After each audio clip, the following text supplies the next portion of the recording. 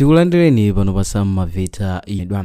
Ndipo iwo anafotokoza kuti izi zikuyenera kuti zichitike pamaso pa nthumwi zachipani kapena oyimirira makandidates a zipani zosiyanasiyana. Ndipo pambali ponena kuti bungwe la HRDC lanena izi, pali zipani zina zimene zakhala zikufotokoza kuti system imene idagwiritsidwa ntchito ndi bungwe la MEC ndi system yochita compromise kapena kuti yobweretsa chisokonezo makamaka pakaphatikizidwe ka mavoti ochokera m'matare center osiyanasiyana. Ponena kuti mmene zimachitikira amakondera mtsogoleri mmodzi wa chipani china yemwe anthu ambiri akutchula kuti ndi Profesa Arthur Peter Mutharika. Ndipo iwo adafotokoza kunena kuti iwo America kuyenera kuti agwiritse ntchito njirayi pamaso pa Amalawi ndi kuti afotokozere mmene amaphatikizirira ndi kuti akhale ndi chithunzithunzi komanso kumvesesa za momwe malizasi amapezekera kupyolera mukuphatikiza kwawo. Kulankhula uku kwa bungwe la HRDC kwaza kusatira pamene chipani cha Malawi Congress Party MCP komanso United Democratic Front lapereka madando awo ku bungwe la MEC pa zosatira zimene bungwe la Malawi Electoral Commission likumaulusa. Ndipo pa dandaulo limene lidaperekedwa pa 18 September limene lidasayinidwa ndi Secretary General Jenani Remani wa chipani cha UDF adafotokoza kunena kuti iwo akudandaula ndi momwe zosatira zidapezekera m'maboma monga Balaka, Mangochi komanso Machinga ndi Zomba. Ndipo mawu awo a Secretary General a chipani cha UDF iwo adafotokoza kunena kuti zosatira zimene zidapezeka ma district amene tawatchulawa iwo sakugwirizana nazo kamba kunena kuti zinthu zimene zidachitika kumeneko nzosasatira malamulo. Ndipo iwo alemana adapitiriza kunena kuti ma district amene tawatchulawa anthu amene adawayika monga mamonita oyang'anira chipani chawo cha UDF adawuzidwa kunena kuti achoke malo oponyera votiwo ndi kuti ayitanidwa nthawi ina pamene mazosatira zimalizidwe kuwonkheseredwa. Ndipo iwo adafotokoza kunena kuti adawayitana mu nthawi yokha yongosayinira malizasi koma mmene amawerengera adali adawachosa. Chotero akufuna bungwe la MEC lifotokozere bwino chifukwa chani chidapangira zimenezi ndi kuti auze mtundu wa Malawi momwe zinakhalira ndi kuti izi zidachitika chifukwa chani.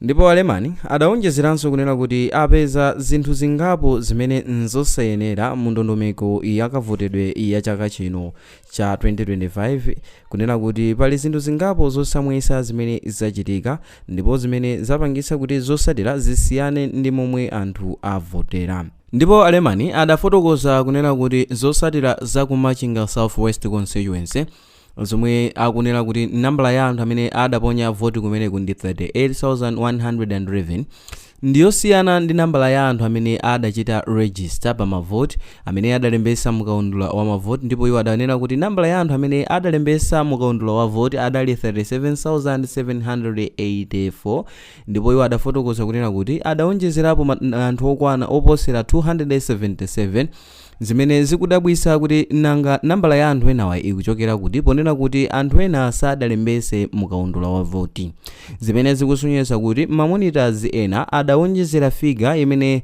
ndiyosaloledwa. Ndipo bungwe la MEC likuyenerekanso liunike ndiponso liyankhepo pa zimenezi. Mbali inayi chipani cha Malawi Congress Party chanena chaperekanso madando awo okhuzana ndi Mangochi Southwest komanso Brante Ambayani Musa Magasa constituency kumene akunena kuti mafigazi amomwe anatoleredwa amene amapezeka pa tally sheet ndiwosiyana ndi omwe anali pa printed tally sheet kunena kuti manambala amawonjezeredwa pa printed tally sheet zimene zikuonesa kuti panali kubera kwa mavoti. Ndipo MCP idapitiriza kunena kuti kunkhotakota Nkhula constituency zosatiranso ndi zosiyana ndi zomwe zili pa tally sheet poyerekeza ndi zimene zili pa printed sheet. Kotero apereka madando awo ku bungwe la MEC kunena kuti pakuyeneka paonekedwenso bwino ponena kuti amene akukhuzidwa nazonso zinthuzi akuyenereka alandire zinthu molosatira malamulo.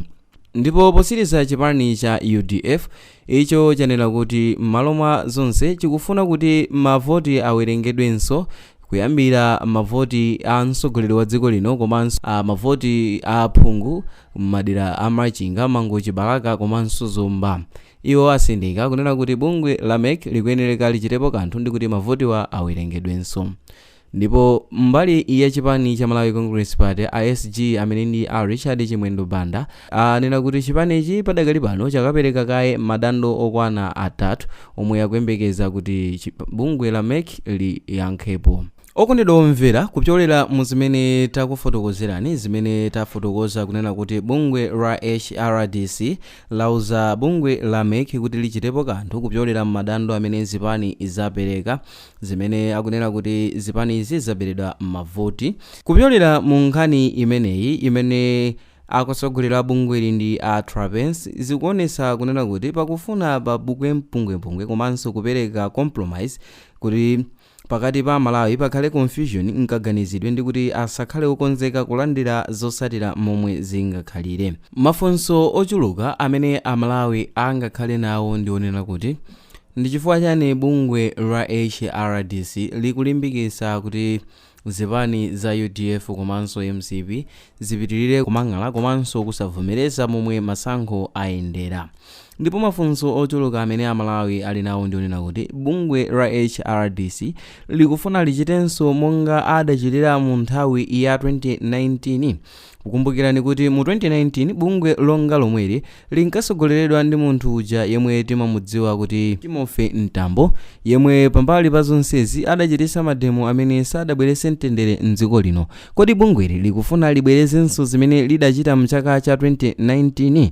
Kukumbukirani kuti Trapence analinso mmodzi mwa anthu amene ankakhuzidwa ndi zochitika za mu nthawi imeneyi pambali ponena kuti Timothy Ntambo adatuluka bungweli.